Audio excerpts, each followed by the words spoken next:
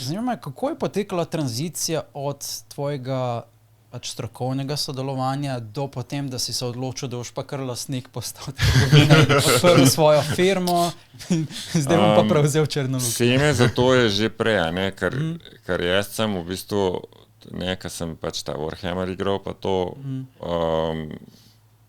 pač, ker sem bil mehen, sem i tako ker sem že omenil te trgovine nekako zahajal, ne.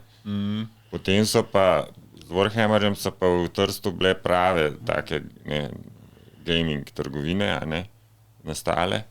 In jaz sem takrat imel kombinacija tega, je bila, da sem, pa mogoče še to pač kot zanimivost, taka anekdota, jaz sem tudi svoje čase sem zbiral te avtomobilčke v bistvu. Mislim. Ki pač, že moj oče je to zbiral, ampak jaz sem tudi pa drugo skalo, s bratrancem so zbirala te Matchboxe, ki so zdaj, ne bi zdaj to ni tema današnja, mogoče za kdaj drugič. Matchboxe? Ampak zdaj to recimo Hot Wheels je nekako, Mattel je kupil Matchbox in iz tega je Hot Wheels nastal. Okay. Matchbox so še zmeri, je kot brand obstaja, ampak je pač ni to ta Matchbox, ki je bil včasih. No, te avtomobilčke smo zbirali in včasih je to bilo ne še v Jugoslaviji, to pri nas se ni dal kupiti in potem je šli v Avstrijo. Moj bratranc, se je pač iz Avstrije pa v Italijo hodil to kupiti in pa se je na boljšem trgu prodajal. Ta boljši trg v Ljubljani je bil legendarna zadeva. In ena od teh stvari je bila tudi, da smo pač mi smo avtočke prodajali, eni drugi so po kontraband igrce prodajali, eni drugi so pač cigarete, nekaj drugega. Legendarne, legacy, limited Čak moment, kaj so Matchboxi pri teh avtomobilčkih? Firma. Aha, to je firma, ampak ko govorimo o avtomobilčkih, pri avtomobilčkih so to neke karte bile. Ne, avtomobilčki, dejansko igrače. V bistvu, mislim, videl sem reklame, ampak nikoli si nisem. Hot Wheels imaš pač dejansko progo, in ti imaš te male avtomobilčke. Vem, zdaj vem. Se sem imel doma, ni proge tako nujno, ampak zmišljeni so te avti, so pač taki divji. Ko si omenil proge, mi je takoj zaklikal, to sem imel doma. Gita, hočeš čim bolj raznolike, ker hočeš pač poslati vse mogoče avtomobilčke. To se spomnim, to je bilo zakon, zbirateljski. No, tega nisem vedel, meni je bila bistvena proga. Sploh včasih to ni bil tak šrot plastika, kar je danes, ampak so dejansko da, kovina ali karkoli, pa če sem bolj Mattel dela serije, posebne zbirateljske, ki so pa, Metal Cast, da se jim vrata pa odpirajo, pa serije so cele, pa so retro serije, pa so revivali starih modelov. Pač cela scena tega obstaja. No, ta kombinacija je v bistvu pripeljala do tega, da sem jaz že takrat imel idejo, da bom po svoji uspešni karieri fizika, da bom šel v penzijo, da bom tako trgovino odprl. Šele potem. Malo si se pa pokojil zgodaj. Še pred zaključkom študija.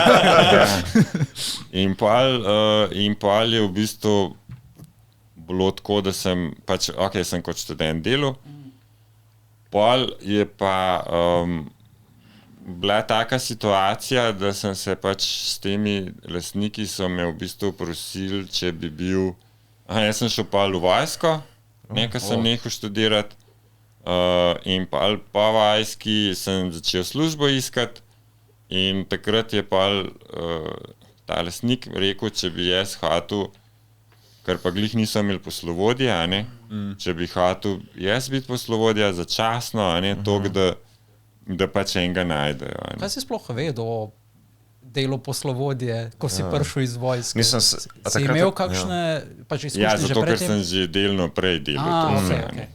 Ker jaz, ko sem kot študent, najprej sem začel tako, kot svetovalec, pa sem barval figurce tam, ko sem bil med službo. To je tudi mod naše študente, ker vse trike poznam. Pa so daskrat študenti, ki pridejo k nam na delo. razočarani, ker ne morejo biti na telefonih skozi. Ojoj. Tako da... Ker si bil že sam na telefonih, ne, nekoč. Kako? Ker si bil sam na telefonu nekoč. Ne, dobro, takrat ni bilo telefona. Ja. To so drugi časi. To je drugače intermisijo, ker verjetno nima veze potem z nadaljno zgodbo, ampak takrat je bilo obvezno služenje vojaškega roka ali je bilo to prostovoljno? Mi smo imeli mandatorno služenje do 2000... Jugoslavije je še bilo. Ne vem. Mislim, da do 2005 nekaj do 2005 je bilo? Ok. Ja, jaz sem šel po faksu. Ja. In tudi najbolj kasneje, ko sem šel lahko, tako da sem bil v bistvu 27, ko sem šel. Jaz sem pač, jaz itak, spet, to je tema za kdaj drugič. Pravim, da je bilo to, je še bilo obvezno, ampak si lahko služil kot civilno. Sprav, da si delal druga dela, lahko si pomagal policija ali pa to, Okay. Na takih različnih načinih. Lahko si predajal Magic karte. Ne. Bi bilo fajn. Ne, kot služenje ne. Če bi prodajal vojaške karte, da bi bila neka korelacija. Pa Warhammer bi rekel, jaz delam strategijo. Ja, exactly, učim se, veš, kako dela strateško, da ohranim našo državo. Lahko bi prodal. Razložiš slovenski vojski, tako potem vse taktike. Ja. Tako da ne. To je vse pač pripeljala, da sem pa kot se to odločil, da bom, ker sem se počutil, da sem še mlad, da imam še čas. No, in pa je v bistvu sem bil nekaj časa poslovodja. Potem je pa v bistvu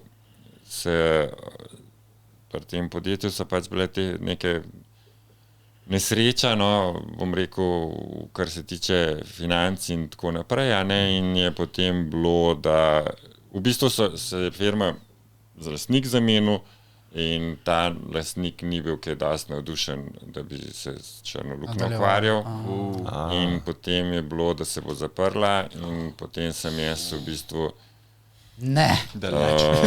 se z ženo, mi da so se tehnično se poročila par mesecev kasneje. Izven zakonsko partnerko, lepo prosim. Sva se, zaročenko v resnici, bi mogo reči. Ja, ampak pravno to ni pomembno. Sva se odločila, da bo, je bilo, da bi pa mogoče to prevzela. In pa je bilo dolgo časa je bilo tako, da sem jaz v bistvu nisem delal, sem delal popoldne v trgovini, ampak drugače sem pa kot fizik delal. In šele, ne vem, 10, še manj, 8 let nazaj je tako, da sem polno zaposlitev. Da sem nehal se s fiziko ukvarjati. Kaj si pa delal kot fizik? Ukvarjal sem se, v bistvu Črne luknje preučil. Ne, to ne. Ukvarjal sem se z turbulenco. Pa sem, to predvsem, bi rekel. Nekaj časa sem tudi bil na Cozy Labu.